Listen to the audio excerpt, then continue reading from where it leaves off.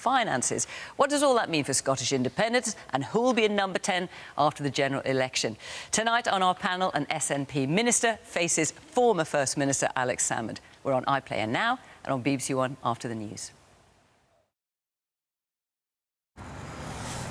Now on BBC One Wales, the BBC News at 10 with Mishall Husian in London and Nick Cervini in Cardiff.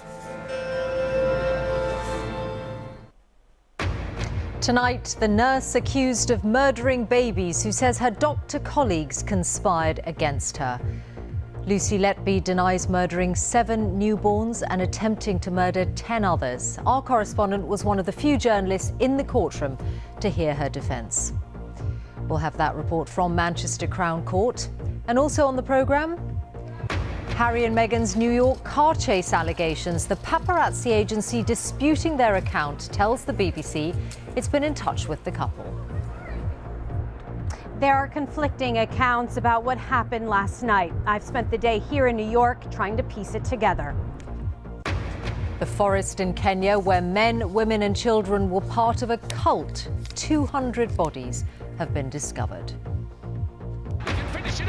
In Wales today, the Welsh Government fails to hit its target of eliminating 2-year waits for hospital treatment and locking up after nearly 40 years. We're in Abertillery, where 250 jobs are lost at a food factory.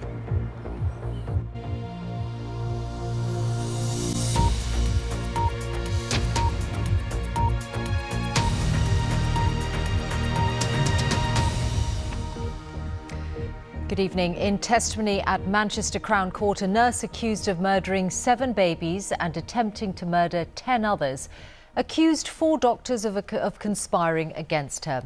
Lucy Letby, who worked in a neonatal unit, said blame was put on her to cover up failings at the Countess of Chester Hospital where she worked.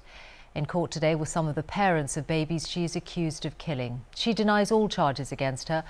Our North of England correspondent Judith Moritz was one of the few journalists in the courtroom.